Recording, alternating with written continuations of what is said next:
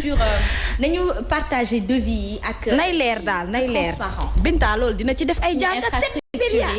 bu ko defee ñu am responsabilité vis-à-vis de ça. xanaa tabax na beneen stade. 7 milliards xanaa stade bi rek dafa nit ci loolu. 14 milliards li ñu defee monument de la renaissance te Sénégalais dañ ko coowoon. ay waaye bu ñu xamoon des ak suñu maam.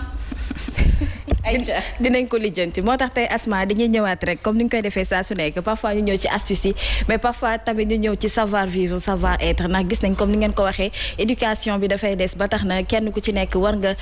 xool sa ay bonne manière nga daal di koy fësal li nga xamante ne mooy bon comportement ak bonne attitude saa su nekk dañ koy jéem a fàttali rek pour ñi nga xam ne dañuy fàtte ndax parfois ñu naagu ba xaw a wàcc yoon tuuti lor ki nga xamante ne moom mooy suñu prochain moo tax nag ci loolu la ñuy dox moo tax tey nag dañuy ñëw ci li nga xamante ne moom mooy leçon secourisme ndax buñ ko waxee Asma ñu bëri ñu ngi dawal oto wala ñu bëri ñu ngi dawal moto wala ñu bëri ñu ngi dawal te xamuñu bu en cas d'accident naka lañ war a réagir bu fekkente ne dañoo ñëw tombé juste ci li nga xamante ne mooy accident bi nag parfois mën na grave wala mën na ne accident boo xamante ne peut-être oto bi rek moom mooy xaw a yàqu ba tax na il faut que ñu bàyyi ci xel bu baax a baax Asma comme ni ñu koy gisee nii maam si di ñu kii expliquer ci kawam wala ñu illustrer ko comme ça mu gën a leer.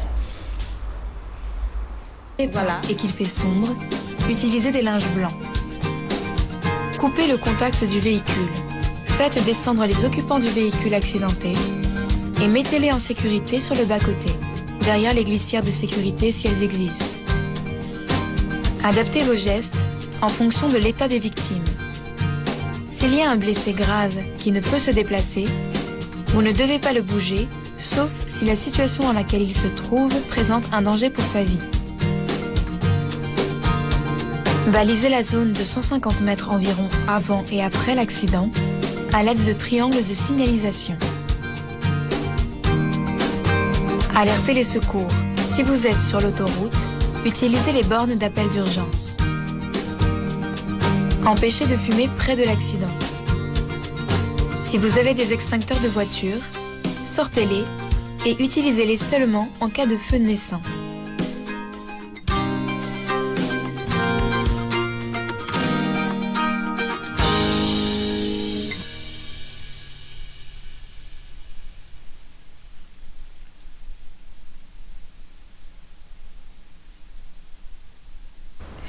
Aïcha Rokhaya Asma mi ngi noonu les gestes de survie def ci baax ndax parfois ñi nga xamante ne dañuy dawal taximan yi dañuy dawal ñi nga xamante ne ñoo yor particulier yi da ngay tomber parfois ci benn accident te too xam da ngay tiit am ñoo xam ne dañuy tiit ba duñu xam naka lañ war a réagir donc il faut que ñu fàttali leen rek ndax naam am na yoo gestes yi nga xamante ne ñoom di xam dinañ ko xam mais am na ci yoo xamante ne dañ koy fàtte dañuy tiit ba dañ koy négliger comme niñ ko gisee ci vidéo bi boo tombé ci accident automatiquement boo ko séenee rek da ngay def li nga xamante ne mooy feu de détresse boo ko taalee ki nekk ñi oto yi nekk sa ginnaaw dinañ xam ne que ne am na problème moom moo tax nga taal ko boo paree nga daal di gaare boo gaaree nga daal di wàccee ñi nga xamante ne ñoom ñoo nekk ci oto bu fekkente ne sa oto dafa am ñoo yàpp mën nga leen wàccee nga xool sa oto aussi fekkee am na gilet ndax bu ñu nee gilet bi parfois bu fekkee bëccëg gi mën nañ la seen mais bu fekkente ne guddi la mën nga sol loo xamante ne duñ la gis fekkee nga sol lu ñuul wala nga sol loo xamante ne dafa sombre ci te gis nañ suñu autorité yi gis nañ ne amul lumière donc dafay daal di doy waar il faut que nga génne li nga xamante ne moom mooy gilet de secours Asma boo paree wax ma ba xam am nga ko parce que am na ñu ci bëri ñu ngi dawal peut-être amuñu ko donc dañ koy fàtte wala dañ koy négliger war nañ ko mën a am en cas de danger def ci baax pour suñu sécurité boo ko solee ki ne sa ginnaaw dina xam ne am na problème donc mën nga dem ci li nga xamante ne moom mooy oto bi nga xam ne moom moo am problème nga dem xool bu fekkente ne am na ay passagers yi am na ñi fa nekk nga jéem a xool lan mooy seen problème balaa ngay woote secours boo amee extincteur aussi mën nga ko génnee teg ko à côté pour bu fekkente ne oto bi dafa commencé di jàpp fumée donc loolu yëpp dafa balise bi aussi buñ koy fàtte automatiquement da ngay génne li nga xamante ne moom mooy triangle yi nga daal di koy teg oto yu bëri nag amul triangle wala seen triangle yi damm na bu yàgg ndax bu ñu gisee camion yi nga xam ne moom